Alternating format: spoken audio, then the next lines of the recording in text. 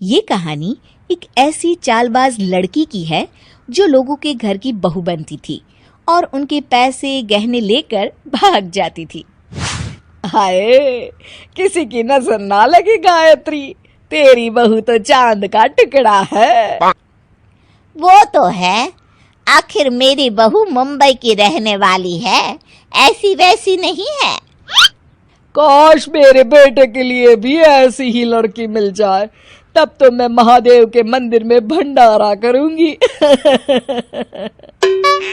चल बहू, तू अपने कमरे में जाके आराम कर ले, बहुत थक गई होगी ना। जी माँ जी। अगले दिन गायत्री जैसे ही अपनी बहू के कमरे के अंदर जाती है, वहां का नजारा देख उसकी आंखें फटी की फटी रह जाती है। चांदनी कहीं नजर नहीं आती, अलमारी खुली पड़ी है। तभी गायत्री को बेड पर चांदनी का लिखा हुआ खत मिलता है।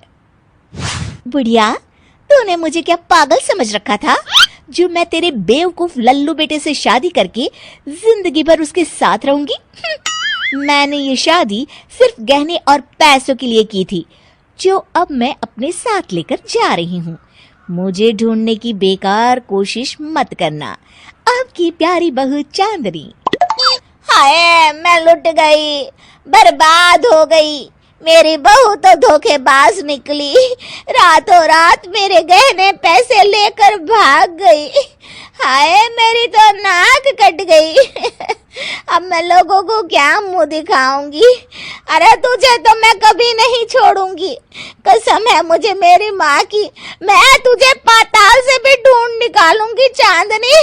जय भद्रकाली।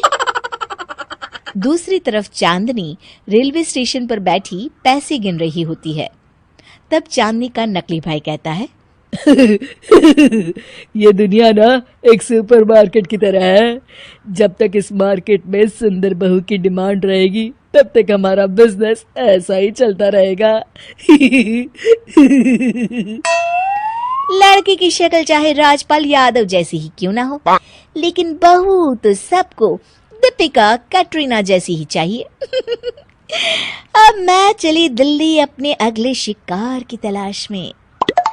इस तरह वे दोनों अलग अलग शहरों में जाकर लोगों को बेवकूफ बनाते और उनको ठग लेते। देखो माँ, मैंने अपनी शादी का इश्तिहार अखबार में दे दिया है। अब तुम देखना, तुम्हें एक सर्वगुण संपन्न बहू मिल जाएगी। तभी दरवाजे की घंटी बजती है। दरवाजे पर चांदनी अपने भाई के साथ मौजूद होती है। नमस्ते, आपका नाम विशाल है? जी हाँ, लेकिन आप कौन हैं? जी, आपने अपनी शादी के लिए अखबार में जो इश्तिहार दिया था ना, वो मैंने पढ़ा। मुझे ना आपका प्रोफाइल बहुत पसंद आया। मैं अपनी बहन की शादी आपसे करवाना चाहता हूँ। देखिए, मैं अपनी बहन को भी साथ ले आया हूँ। विशाल और उसकी माँ चांदनी की खूबसूरती को देख मंत्रमुग्ध हो जाते हैं। क्यों माँ, कैसी है ये लड़की, तुम्हें पसंद है? अरे कुछ मत पूछ बेटा, ये तो चांद का टुकड़ा है। इतनी सुंदर लड़की तो मैंने आज तक नहीं देखी। इस तरह विशाल की माँ चांदनी को अपनी बहू बनाने का फैसला कर लेती है और दोनों की शादी की तैयारियां शुरू हो जाती है। क्या जी, आपने मेरे लिए इतना मामूली और सस्ता हार पसंद किया? अरे जरा इसके डिजाइन तो देखो, आजकल लोग इसे ही सबसे ज्यादा खरीदते हैं। खरीदते होंगे जी, मुझे क्या, लेकिन मैं तो हमेशा अपने स्टैंडर्ड के ही गहने पहनती हूँ। आखिर शादी में लोग मुझे इस मामूली हार को पहने देखेंगे तो क्या सोचेंगे? अरे क्या बहू, जब से मामूली मामूली लगा रखा है। ये पूरे 2 लाख का हार है बेटा। लेकिन मुझे नहीं ना पसंद, रहने दीजिए। आप लोगों ने तो शादी से पहले ही कंजूसी दिखाना शुरू कर दिया। शादी के बाद पता नहीं मेरा क्या होगा। भैया, मुझे ये शादी नहीं करनी।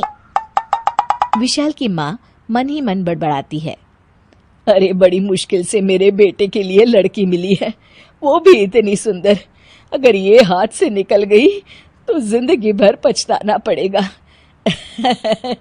अरे बेटा, नाराज क्यों होती हो? तुझे जो गहने पसंद है वो हम तुझे दिला देंगे।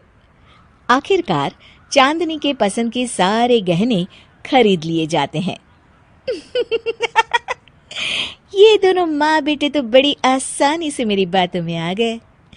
अब कल ही हम यहाँ से 9-2-11 हो जाएंगे। ओह, मैंने तो ट्रेन का रिजर्वेशन भी करवा लिया। अगली रात चांदनी सारे गहने बैग में भर के जैसे ही घर से बाहर निकलने लगती है, तभी हॉल में लगी ट्यूबलाइट जल उठती है। अरे, ये लाइट किसने जलाई और ये दरवाजे पर इतना बड़ा ताला किसने लगाया है? मैंने लगाया है। अचानक गायत्री को सामने खड़ी देख चांदनी के होश उड़ जाते हैं। क्यों रे चोटी कहीं की, तुमने क्या सोचा?